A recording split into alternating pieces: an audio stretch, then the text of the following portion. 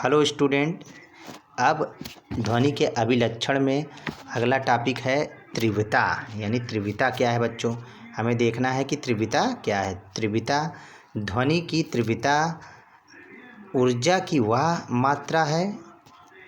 ध्वनि की तीव्रता ऊर्जा की वह मात्रा है जो ध्वनि के संचरण की दिशा के लंबवत रखे हुए माध्यम के एकांक क्षेत्रफल से प्रति सेकंड गुजरती है।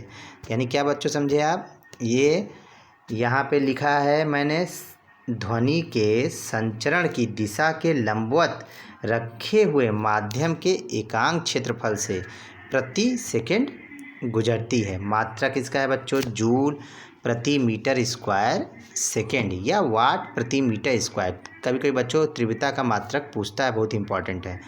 फिर नेक्स्ट टॉपिक आता है प्रतिध्वनि। प्रतिध्वनि क्या है, यानी इको क्या है। इको मीन्स प्रतिध्वनि। प्रतिध्वनि किसे कहते हैं, ये बहुत इंपॉर्टेंट टॉपिक है, हर साल एग्जाम में पूछता है प्रतिध्वनि।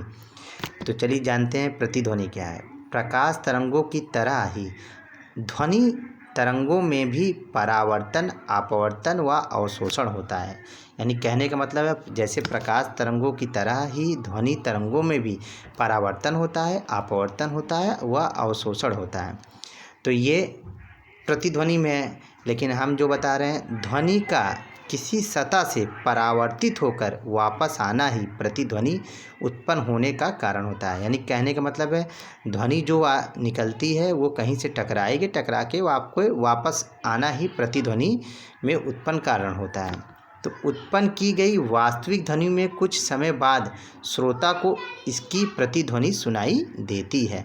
यानी हम जो बोल रहे हैं वो परावर्तन या अपवर्तन होता है, तो यानी वहाँ से टकराएगी और टकरा के वापस आती है, तो वापस आना ही प्रतिध्वनि कहलाता है। यानी वापस आई और आपको पुनः सुनाई देती है, तो वह प्रतिध्वनि सुना कहलाता है। जैसे उदाहरण बच्चों मैंने यहाँ पे बताया है आपको, उदाहरण देखिएगा बच्चों, ये लिखा है उदाहरण। तो उदाहरण में मैंने आपको बताया है कुएं की सतह द्वारा उत्पन्न प्रतिध्वनि या खाली कमरों से उत्पन्न प्रतिध्वनि। यदि खाली कमरे में आप आवाज़ कीजिए तो ध्वनि गूंजती है, उत्पन्न होती है। तो यानी यहाँ मैंने समझाया जैसे एक श्रोता है, श्रोता में क्या है, ये यक्स मीटर की दूरी पे प्रतिध्वनि है।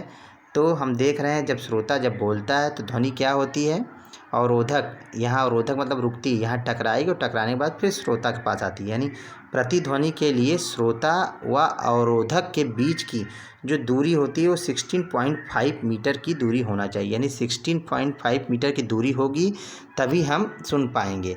यानी प्रतिध्वनि और ध्वनि श्रोता के बीच या अवरोधक के बीच में कितनी दूरी होनी चाहिए, 16.5 की। यानी कभी कभी बच्चों ये भी बहुत इंपॉर्टेंट है, पूछता है।